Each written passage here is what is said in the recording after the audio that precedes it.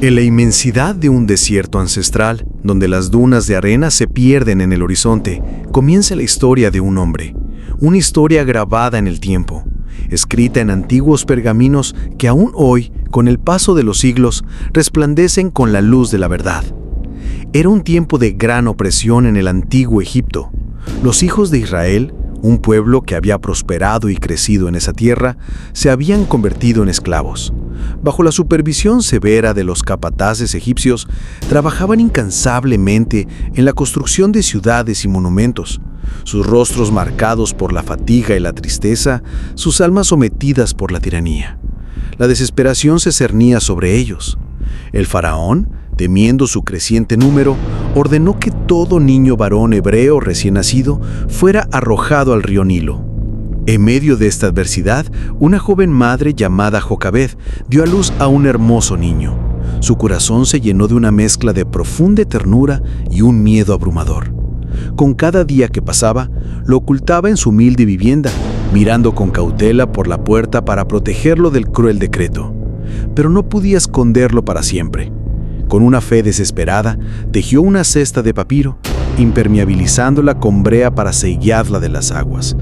Con lágrimas en los ojos, colocó a su amado bebé, Moisés, dentro y lo confió a las corrientes del Nilo. Desde los juncos de la orilla, su hija, Miriam, llena de preocupación y esperanza, observaba cómo la cesta flotaba. No mucho después, la hija del faraón y sus sirvientas llegaron al río para bañarse. Fue entonces cuando descubrió la cesta y, al ver al bebé, su corazón se llenó de compasión. En ese momento crucial, la valiente Miriam se acercó a la princesa, ofreciéndose a encontrar a una nodriza hebrea para el niño. Fue así como Jocabed, la madre que lo había salvado, tuvo el privilegio de amamantar a su propio hijo. Con el tiempo, Moisés fue adoptado por la princesa egipcia. Criado en la opulencia de la corte del faraón, aprendió las ciencias y las artes de la realeza, se entrenó en la equitación y el combate y creció como un príncipe. Pero a pesar de su estatus, su corazón latía por su gente. Como un joven adulto observaba de lejos a sus hermanos hebreos, sintiendo la carga de su opresión. Un día, su indignación estalló. Al ver a un capataz egipcio golpeando a un hebreo, Moisés intervino y lo mató. Fue un acto de ira y un punto de no retorno.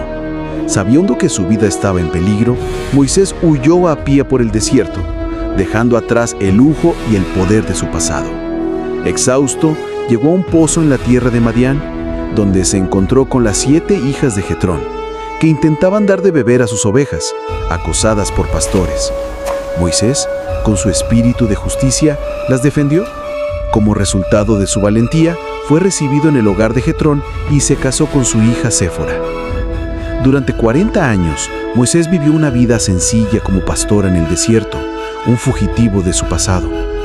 Era un hombre con una barba larga, curtido por el sol y los vientos del desierto. Su vida, aunque tranquila, estaba marcada por la soledad y la reflexión. Mientras cuidaba su rebaño cerca del monte Horeb, una visión lo detuvo. Una zarza ardía con una llama intensa, pero no se consumía. Lleno de asombro, Moisés se acercó. Una voz, la voz de Dios, le habló desde el centro de las llamas. Con reverencia, Moisés cubrió su rostro. Dios le reveló su nombre y su plan, que Moisés regresara a Egipto para liberar a su pueblo. Moisés, lleno de temor y duda, preguntó: ¿quién soy yo para ir al faraón? Para fortalecer su fe, Dios le mostró un milagro. Su vara se convirtió en una serpiente, su mano se volvió leprosa y luego se sanó. Aún así, Moisés expresó su dificultad para hablar. Dios, en su infinita sabiduría, le aseguró que su hermano Aarón sería su portavoz. Con una nueva determinación, Moisés se despidió de su familia y junto a Aarón se dirigieron de regreso a Egipto. Al llegar, Moisés y Aarón se pararon valientemente ante el imponente faraón en su trono. La vara de Aarón se convirtió en una serpiente, devorando a las serpientes de los magos del faraón, pero el corazón del faraón se endureció. Entonces las plagas cayeron sobre Egipto. El Nilo se tiñó de sangre. Una plaga de ranas invadió la tierra. Le siguió el tormento de los piojos y los enjambres de moscas. Las bestias de los egipcios murieron, sus cuerpos se cubrieron de dolorosas úlceras. El granizo y el fuego cayeron del cielo y nubes de locamostas devoraron lo que quedaba de las cosechas. Finalmente, una oscuridad densa cubrió Egipto por 3 días. Pero la 10ª plaga fue la más terrible, el ángel de la muerte. Dios ordenó a los israelitas marcar sus puertas con la sangre de un cordero. La muerte visitó cada hogar egipcio llevándose a los primogénitos, mientras que las familias hebreas fueron perdonadas. La escena fue sombría.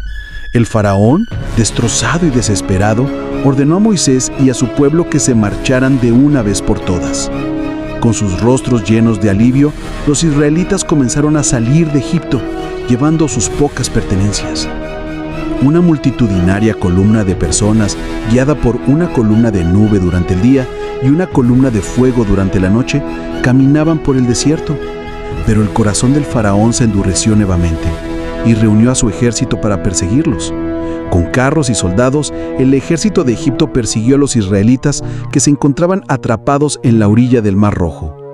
El pánico se apoderó de la gente, pero Moisés, con una fe inquebrantable, levantó su vara. El mar se dividió, creando grandes muros de agua a cada lado y un camino seco en medio. Con fe, los israelitas cruzaron el lecho seco del mar. El ejército egipcio entró para perseguirlos, pero Moisés extendió su vara una vez más. Las aguas volvieron a su estado normal, ahogando a los carros y soldados. El pueblo, en la orilla opuesta, miró atrás con asombro y gratitud y estalló en una gran celebración por su liberación. Con la victoria en sus corazones, Moisés y Aarón continuaron guiando al pueblo a través del desierto. En su largo peregrinaje, los israelitas acamparon en la inmensidad del desierto. Pronto las quejas regresaron. El pueblo lamentaba la falta de comida, pero Dios respondió enviando el maná, un alimento celestial que caía del cielo como escarcha.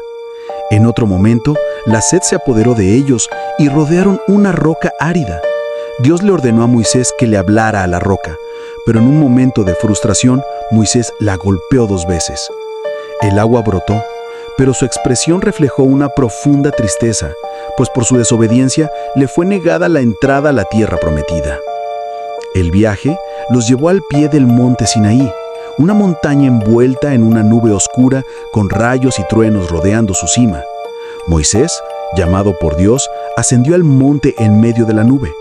Durante 40 días recibió las 2 tablas de piedra, grabadas con los 10 mandamientos. Pero al descender, encontró al pueblo adorando un becerro de oro. Lleno de ira, arrojó y rompió las tablas.